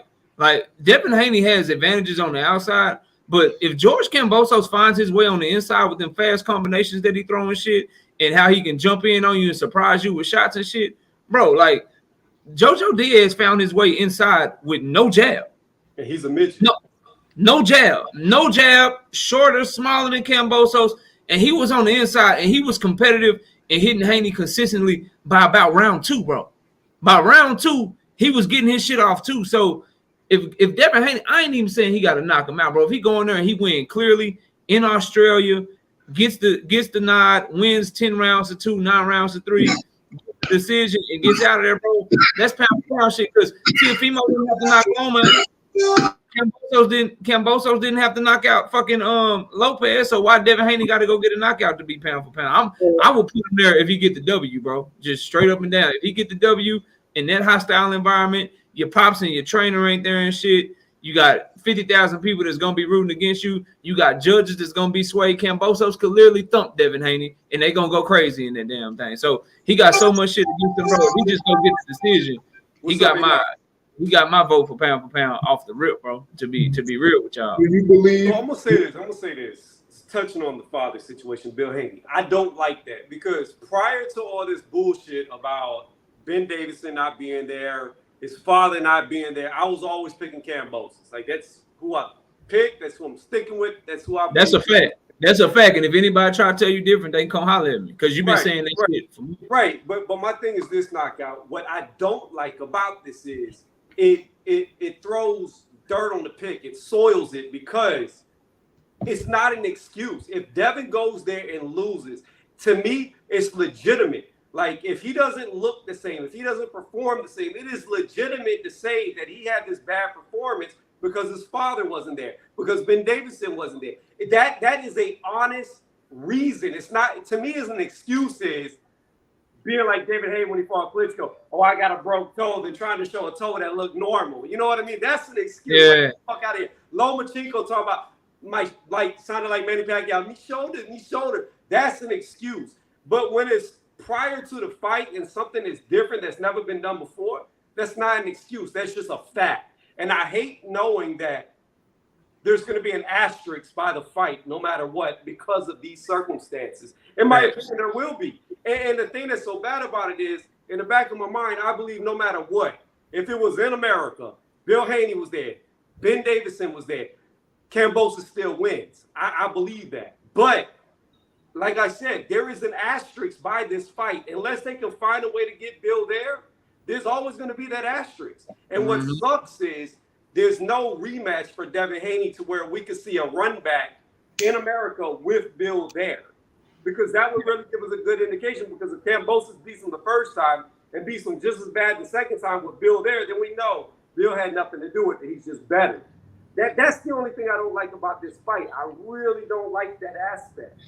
I agree with everything that you said, bro. The thing about it is, too, that's why when people, and I don't remember if you were there smoking now, so you correct me if I'm wrong, but that's why people, bro, when they were trying to tell me that it's no big deal, that Devin Haney gonna go beat Kambosos anyway, I was like, look, bro, I'm up here saying this bullshit and that his daddy need to be there, because what I don't want y'all to do is say that Devin gonna beat his ass, he gonna do all of this, and then if Kambosos go in there and whoop his ass, now all of a sudden, oh man, Devin, he didn't have his father, he didn't have his trainer, everything was against him. That's why I'm fighting for the shit on the front end, because I'm telling y'all, once the fight happened and the bell rings, bro, I don't want to hear no excuses about why this person lost or why that person lost. And everything that you said is true, because I know it's going to be some diehard Devin Haney fans that do that shit, bro. I got a lot of them that I rock with. A lot of them follow the channel and shit. A lot of them, you know, they always support me and shit, and I appreciate that shit. But I'm trying to tell them, you need to be fighting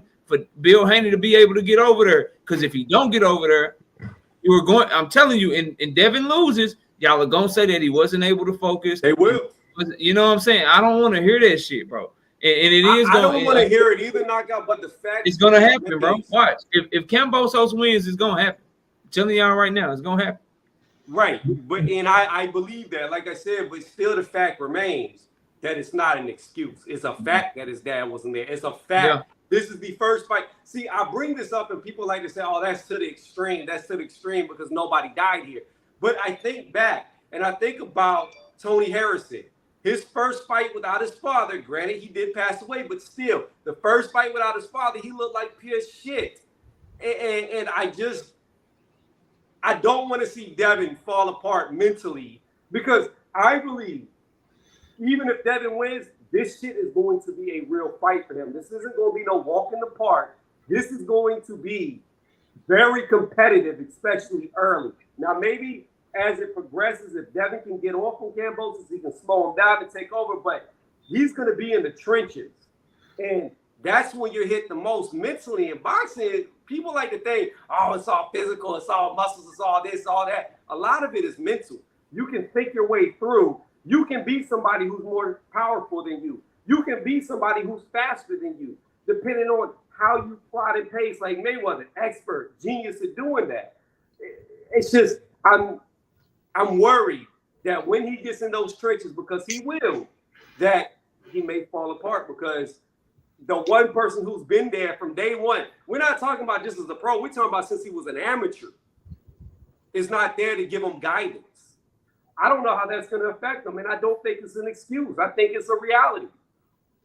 I think he's going to be able to get through that. You know, I really think Devin, like, and that's one of the things that I noticed about him before, like, weeks ahead of it, like, Devin mentality about the fight. Not none of this outside shit when we talking about trash talking and all that other shit. Literally speaking on him and how he feels about himself, Kambosos in the fight. He's showing real maturity, real poise. It's like he been here before. It's really like he going through the motions. You know what I mean? And what y'all saying is real. But when, you know, we was talking about JoJo and what JoJo was able to do and stuff like that, and one of the differences which kind of make him better than JoJo, but then again, it could be his downfall when we talking about Devin, is that Kambosos style is really built on taking a lot of risk. Yeah. Now, when we talking about somebody that's gonna make you pay for them risks, Devin, a good boxer, great hook, check hook, move around and all that. Man, when Kambosos jump in there and he throwing them, he real sharp with it. If Devin able to capitalize, make him run into a lot of shit and make him think twice, then it's gonna look like a different fight. Kind of like with the Lee Selby. You know what I mean? It was real competitive in some of them rounds. It's a close fight. You know, Kambosos did pull it off, but we talking about Devin, somebody who I know is way more talented and way better than what Lee Selby, and got way more to bring to the table. You know, so I think it's little things like that make me think like, damn, that is why I think Kambosos would win, is him jumping in there, using them combinations, catching Devin, kind of catching them off balance like he was T.O., making him react from those punches because he's not used to getting hit, you know, by combinations. Devin get hit by single shots, but not by 2 and 3 shots at a time. I haven't seen that. So if Kambosos is able to do that, then yeah, he will get the nod, but I don't think Kambosos is going to be able to capitalize off Devin fighting that way. You know what I mean? And that's just why I feel like Devin going to win, and I think he might be able to knock him down, you know, especially when Kambosos get tired. He fight with his hands low already. His hands all the way down when he get tired. He there to get hit. You know, I think T.O., you know, he's standing right there, his feet in the sand. Devin, he not like that. So yeah, I hear what you're saying, but like Shelby and Bay did a big proponent to why I think Kambosos beats Haney, because what I look at is this. Devin Haney has never fought anybody his entire career that's close to what Kambosos does and what he's going to bring. He's never had a style like that. This is his first time seeing it. However, not saying that either fighter is good as Haney, but they're back-footed style fighters, kind of like Haney is. So Mickey Bey, who also trains with Devin, he trains with him. Very stylistically, they're different. Devin's better, but they're very similar in a lot of ways. And then Shelby was pretty much just running the whole time. Not really Devin is because he doesn't have the same type of jab, but still, he had to chase him down. He had to hunt both guys down, and he did it quite well. So my thing is this: experience is the name of the game in boxing. It's like, I'll bring him up again. I bring him up all the time. Mayweather, he had experience against damn near every style you could see. So by the second, third round, he's already calculated what the fuck you're gonna do before you do it, because he fought so many different styles that he had so much resources to pull from in his memory bank. Whereas when people got in there with Mayweather, they're not used to seeing this invisible shield that he's walking with that they can't get past. With that, they're not used to seeing how he rolls, how he thinks, how he moves, how he pops you before you can get off. And that's my thing.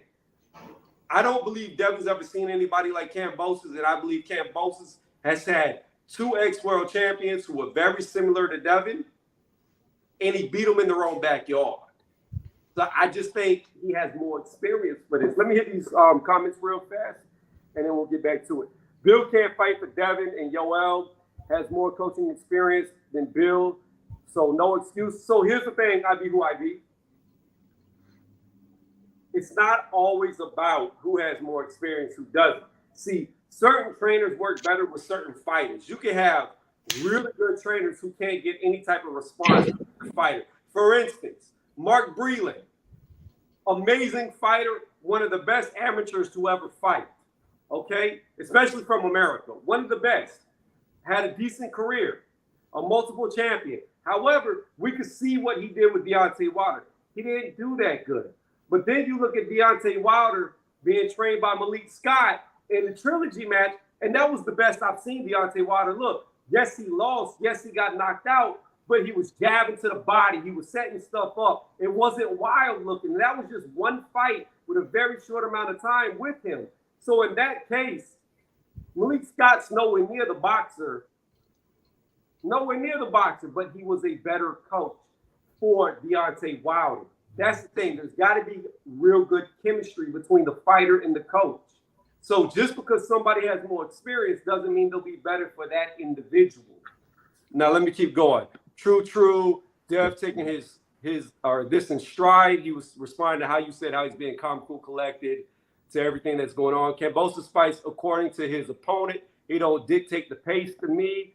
I don't know about that. I don't know if I could agree to that. Cam was missing a lot versus Bay, but he was throwing a lot from round 1 to 12, and he was also hitting him with a lot of good counter shots.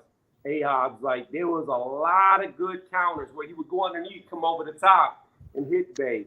Cam versus Bay was a 10-rounder, fam. Salute. Oh, my bad. I meant 1 to 10. Thanks. Yeah, there was no title on the line. He was an ex-champion, not a current champion. But them 2 extra rounds, it doesn't matter. If we saw him with full energy, we saw him with full energy against Tio. And what I can You're tired in the championship rounds. But what I can tell you this, though, Q, is the more damage you have inflicted on you messes with your endurance. Can Devin inflict as much damage as Tio did on him? If he cannot, then that's what his gas tank looked like, being knocked down, bruised up, and being landed on a lot by heavy shots. So, again, it's a little bit different when somebody can't hurt you. You can go a lot longer when you're not being hurt than you can when you're being hurt. Yeah, but I think Devin Power he got respectable power. You know, as far as I think this is a good thing, but it's kind of a bad thing if you don't really got the power to get you off of them. When people fight you, they'll take the risk to try to knock you out. Like with Crawford. Crawford got power. People know he got power, but people still will go in there and try to knock him out. Right. And the thing is, Crawford's so sharp, and with the punches he throw, he's so accurate, that shit don't work. And it's kind of with Shakur too. but Shakur defense is even on a higher level that, well, like they just shell up. Only thing they do is just go in the high guard.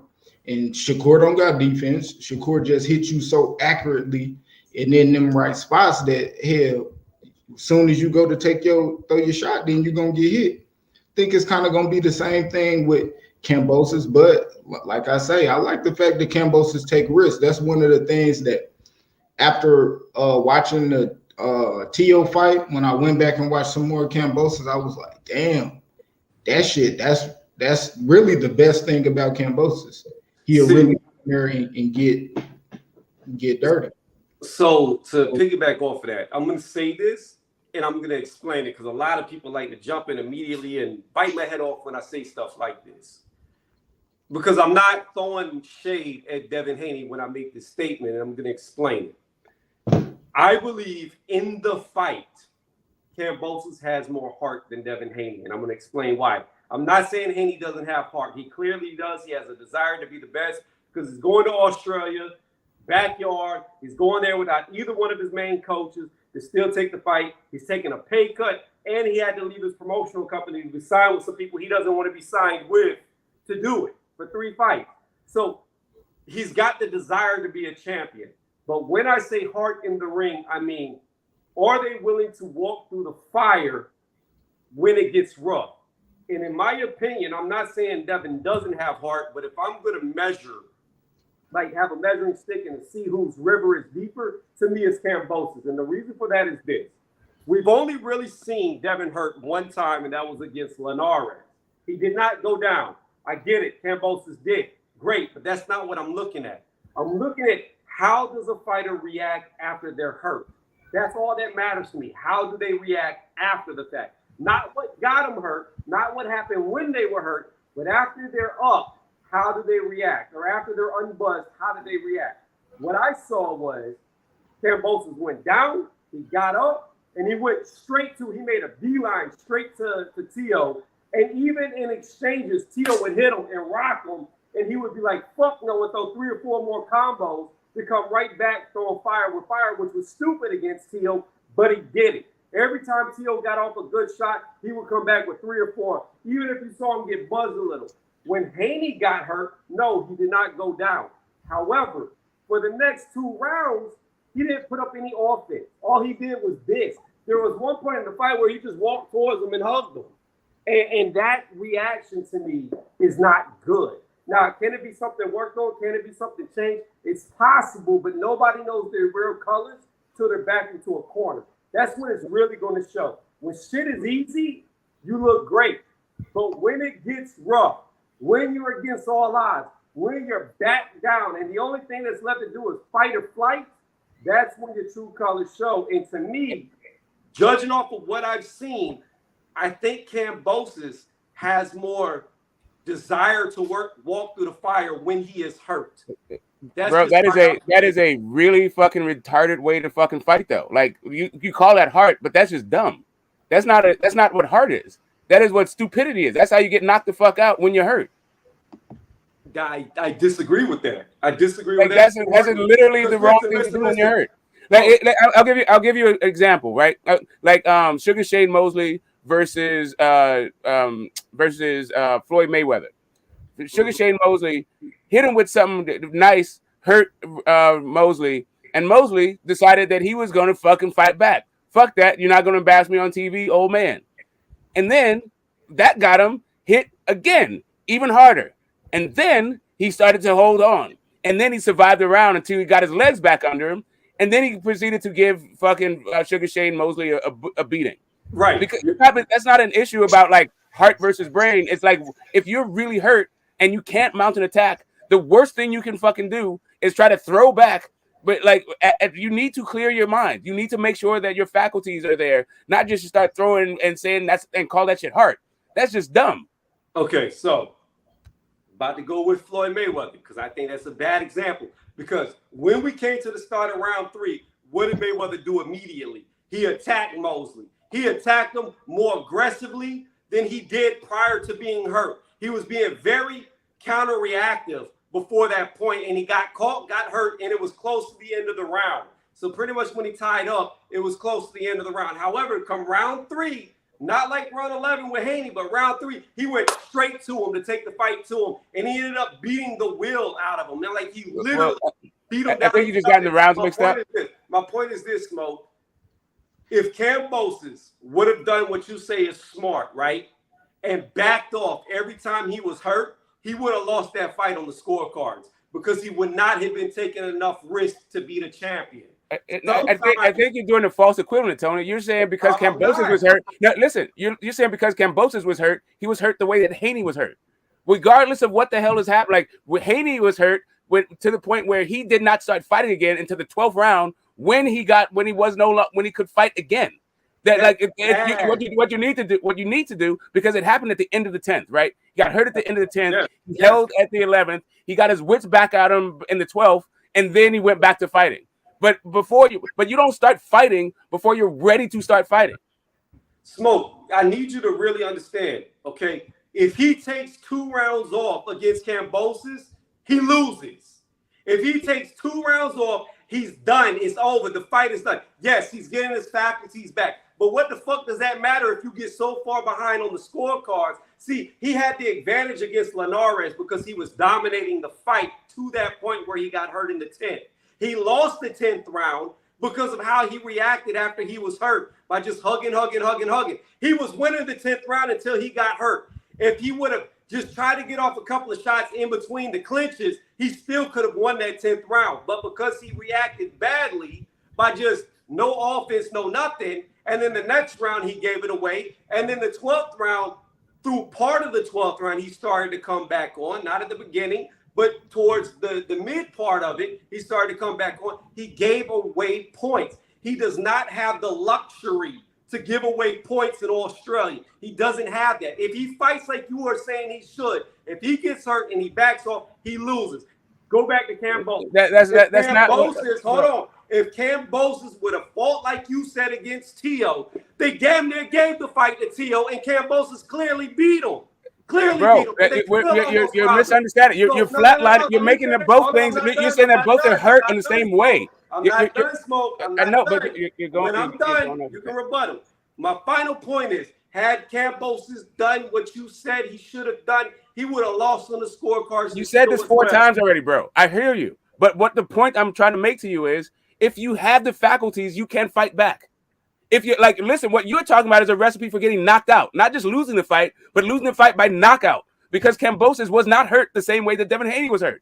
That's why he was able to fight the way Devin Haney was fighting. There wasn't an issue of heart. That's an issue of how hurt are you? Like Haney's been hurt before and fought back. Like we've said, like it's not like the way he just hasn't been dropped before. And that's what I'm saying. Like even Floyd Mayweather, he wasn't hurt. He was hurt, and he fought back. And then he got hurt more and did not fight back because then he was more hurt. Like that's his issue. Like I feel like you're just saying as long as you're hurt and you fight back, are you gonna lose? But you can be hurt and fight back, or you can be hurt and not be in a position to fight back. So you should hold. And if you lose it, and if it's a close fight, maybe you have to make that kind of business decision. But if you're up on the cards, and like if it's at the end of a fight that you've been dominating the whole time. Sure, you can hold on. You can, you've already banked rounds. Maybe in Australia you don't have that luxury, and he has to approach his thing differently. But I don't think that's an issue between heart and no heart.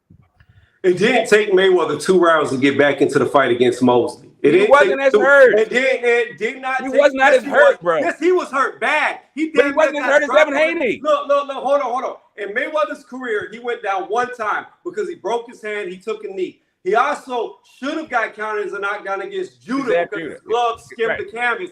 But it wasn't really a I'm hurt. It was really of a more I'm off balance. But it should have counted, but it didn't. Yeah, I think they stripped legs. I think they got tripped. Against Mosley, it's the first time we ever saw him clip to where you're like, oh, fuck, he's about to get knocked out. That was the first time we ever really saw him hurt that bad. And even to your own admission, his heart of being the best, undefeated, no losses, kicked in. He tried to fight back. He got hurt again. And it was only 15 seconds, maybe at most, left in the round, and he held. At the start of the 3rd round, which would have been equivalent to the start of the 11th round, he didn't come out just grabbing Mosley.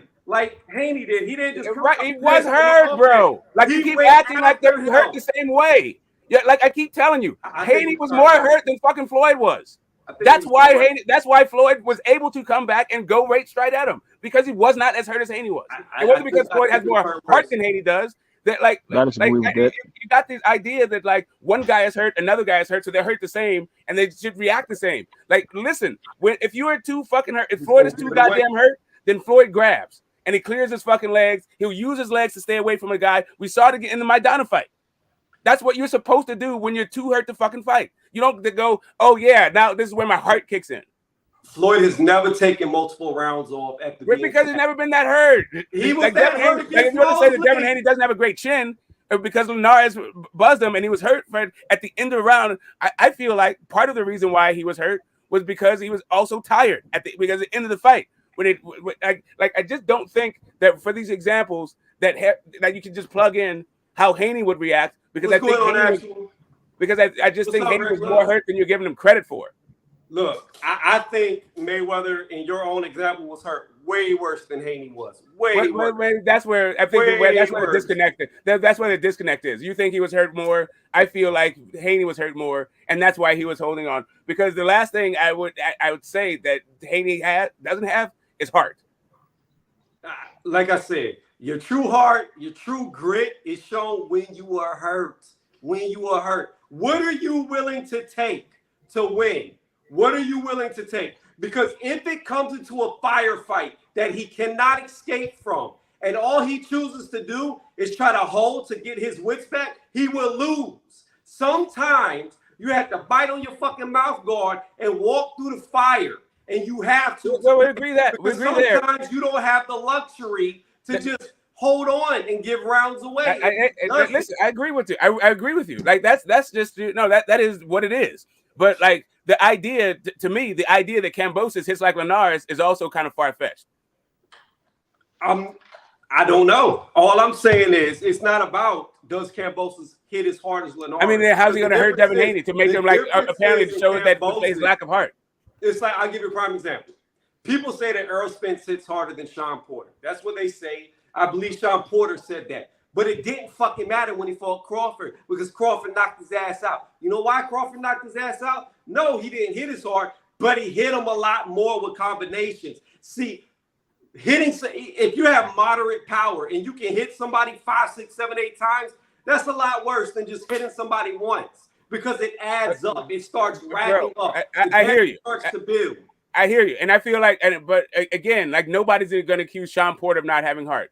The reason why that thing got stopped, like we can go all into the thing, but I feel like I know you're not saying that. I know you're not saying that Sean Porter doesn't have heart. I know you're making a different point. All I'm saying is this. I don't think that this is going to be like a relevant thing. Like to call this a lack of heart because Devin Haney held on against Linares in order to win in a fight that he was dominating at the end of a fucking fight.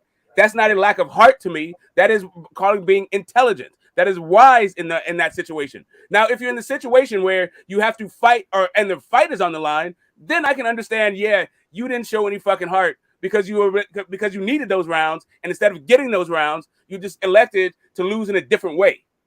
So let me say this. You keep saying that I say Haney does not have heart. There's never in this situation. I'm talking about in this situation. You started off with this whole thing about. I'm going to re-explain again. I'm not saying he does not have heart, but if I understand that, bro. If I have to, I understand that you're misinterpreting what I mean. I believe Kambosos, especially in the Teal fight, has proven his heart is heavier than Haney's. Now, that's not saying Haney has no heart. Clearly, he has heart. No, but again, you're like I saying, you're equalizing the hurt, how hurt Kambosos was against Teofimo with how hurt Haney was with Linares. When you make this comparison about the heaviness of their hearts, that's what I'm saying to you. Let me ask you this: who had more damage inflicted on them before they got hurt?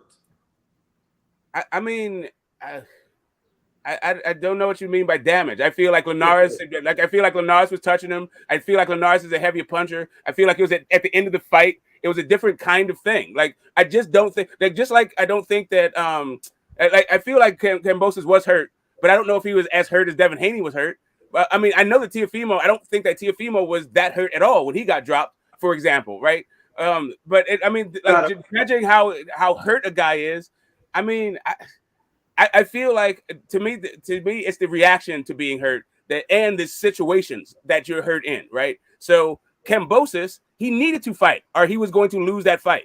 Correct? He could not have held on and just done the thing, or else, and he also could have got knocked out. Also, his clinch game fucking sucks.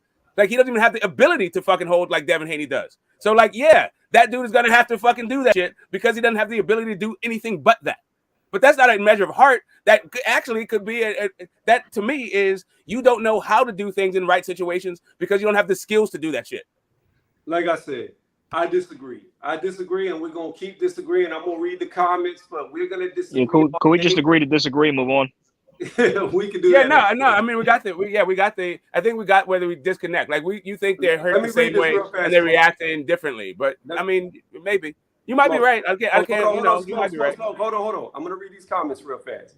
He said the Bay fight gave me hope because Bay was coming off a long layoff and he old. He had Cam confused at times.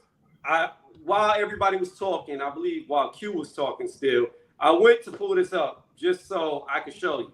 So champions in boxing normally only have 2 fights a year. Some of them only fight once a year. Okay, Mickey Bay had fought in 2018-09 or the 9th month, so September. All right, his next fight was against Kambosos the next year in December. So, I mean, is that really a real long layoff? I don't know. Because if that be the case, then the only reason why Tio beat Loma was because he had the same amount of time off. See, I don't know if I would consider that a long layoff. I don't know if I can co-sign with that. But again, I thought watching the Bay fight, he beat him pretty convincingly. What's going on? Actual facts. My bad it took so long. I tried to yell at you. What's up? Red Glove, I tried to yell at you too. Cam got dropped and he ain't run. He was whipping that ass. It's his ass. Tio tried to finish him. They ruffling feathers. Red Glove. So the one thing about the one thing I think. Hold on, bro. Let me read these. Hold on. I forgot to say this real fast because I never say this. I always forget to say this. Hit the thumbs up. Hit the sub if you like what you're listening to. Okay, to the comments so I can do what I said. You do what you need to do to win, though. If you need to gather your senses, I don't hold that against you. So AOBS agrees with that. Tony Rufflin, okay, that's just a correction. A win is a win. Do what you have to do. Red says stupid typo. I agree. Especially spell correction. I fucking hate it. It always changes words and it doesn't make sense when it doesn't. Chilling, trying to listen to this live, but I'm in the car with my mom and she is loud. Oh, let me stop cussing if you're in the car with moms. That's a tough one, Tony. Cam got heart, but I can't say where'd it go. I can't say more than Haney. How are the B's and their knees? I think you're mixing heart with chin. No, I'm not mixing heart with chin. Chin is the type of damage you could take on it. Heart is what you're willing to take after you get damage. They're making honeys. That's dumb. They're making honeys. All right, let me see what you did there, laughing. I want to hear what the others think. So AJ and Q, AOBS wants to know what y'all think because y'all been quiet for a while. Let me finish these and we'll get to y'all's thoughts. Get that smoke. Knows the hurt business. Know the kinds of hurt promotions. Kambosos, nice fighter, but I see holes that Dev should exploit. Cam drops his head as well. Dev's jab will play a huge role. Yeah, he does, LOL. Be back later to Puerto Rican, where I'm at to hear. He must be in a restaurant accumulating the hurt. It proves Cam might have a better chin. Recovery, not heart to me. I think Kambosos has an extra gear. They all have the heart and the hurts. My heart, actual. Okay, so Q the God, AJ, go ahead. Y'all speak on whatever y'all want to speak on. I'm about to get off soon, too. I got to eat dinner. Can I just say that one thing before we go? The Mickey Bay fight, like the reason why people say he was inactive, because that fight that he had in between didn't even go one round. Yeah, but he still had a fight. And he still Yeah, had I mean, but I'm just saying, if you're out of the ring for that long, and the only work you got was like lessing around, then like that's pretty much like you're fucking rusty. I mean, I hear what you're saying, but he still had a fight and a training camp. So he had 2 training camps and a fight prior to. But it is what it is. AJ, Q, y'all still there? Yep. Be loud and clear. Got anything you want to add to? Yeah, man. After you, Q. Yeah, at the end of the day, I think, man, boxing, man, we in just a great space in boxing, man. Like this shit is going up. I've been saying a lot of people, subscribers going up, a lot of people getting more people in their lives, different people that's don't even know what YTBC mean. You know what I mean? That's how you know this shit growing. So man, I like that. This undisputed fight gonna help. It's gonna help separate the boys from the men in this gladiator sport, the top, you know. So man, salute to Devin, man. Good luck to him. Kambosos, shit. Allah, man. Salute to you, Tony, man. Appreciate you letting me grace the panel. My boy Smoke, AJ. Don't leave yet. Don't leave yet. I see No, I you ain't about to gonna leave. leave. Hold on, we're gonna do something real fast. Before you leave, let me try to do this real fast. Hold on, don't leave yet. So what I want you to do, give me a second. I'm gonna jump into my own live on my phone so I can do this for you. All right, go ahead. Shout out your channel. Your link to the channel is in the chat. Go ahead, do that before you leave. Man, follow, man, the Lost Art of Boxing, man. We out here, we growing, putting content out. Me and my boy Method to Madness. You know what I mean? Lost Art of Boxing, the link in the comments, man. Go and follow us. Good shit. We gonna be going live tonight. You know what I mean? We're gonna be going live tonight around 9 o'clock. So pull up. Yeah, we're gonna be live 9 o'clock, man. There it is. Follow Q the Guard at the link that I just posted. Kind of sound like vlog because I had water in my mouth. Q the Guard. Follow him right there at that link. I just posted. AJ, you want to put in your add to? Not me. You can just find me on Twitter for the most part. Can you link your Twitter? Will it let you? Link it in the private chat. Link it in the private chat. J Spade, that's AJAY SPAY all day. Smoke left. I don't know why Smoke left. He should have said something. I don't know if I can. I could. I could try. I could try. Who was on the panel that didn't really speak? Was that IB who IB? Let me try. Yeah, that I'm already was on my IB that desktop, came so let me see if I can do that. Yeah, he kind of jumped on and jumped. Hold on. I think he jumped off because me and Smoke just kept going back and forth. Beating a dead horse. Yeah, that boy Smoke always gonna bring some smoke, boy. He said, "Don't steal." I almost jumped off too. I came close. I came close. Yo, I like Smoke. I like off. Smoke. As much as me and Smoke go back and forth, I still like him. Like, I would swing on somebody for Smoke if I was at the bar with him. You know, as much as we argue, I still like him. Yeah, man, I fuck with Smoke, man. Good sparring with Smoke. Smoke gonna spar with everybody, man. Big, tall, medium, small. I be who I be. Before I leave, do you want to jump on, say something? If so, hurry up, jump on the panel, and then I'll let you take us out if you want to do that. By all means, get on because you didn't really speak. Also, y'all saw in the chat UGC Flame. You can go follow him. Just look up UGC Flame. No, it's funny. I mean, all I gotta do is criticize Deontay. Yeah. What happened? What was you saying, AJ?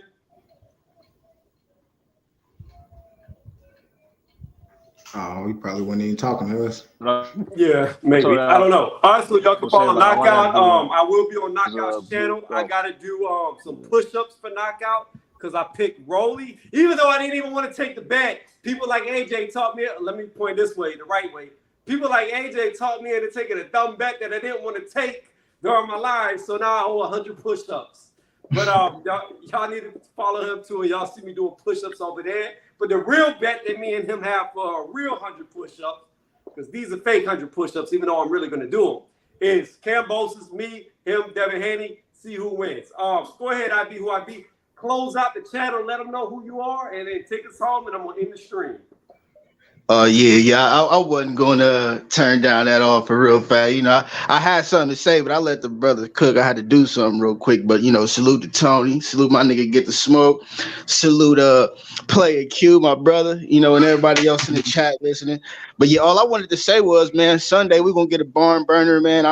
I got Dev, of course. I got a few hundred on Dev, so hopefully we get this money. But Kambosos, I do think this is his strongest test for sure. You know, I had to go back and, you know, watch a few things on Kambosos. He definitely, man, he bring the smoke, bro, for sure. You know, even if he don't necessarily, like I said in the chat, even if he don't dictate the pace, he's a great dog. You know, his counter punching is great. He will fight with you if he have to, too. He's quick.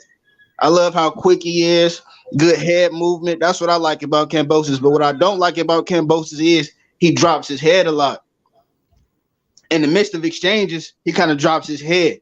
I don't like that. I think the jab would play a big part in this fight against Kambosos on Devin Haney's side. I seen the Mickey Bey fight, and Kambosos did exchange with Mickey Bey. But Mickey Bey, his jab was great. That's what I liked about that fight. I think the fight was more entertaining with Mickey Bey than it was with Lee Selby. And we got to think Mickey Bey only had fought 3 times in like 3 years that year. And he was off a year layoff before that fight that they had, because I don't think he fought in 2017.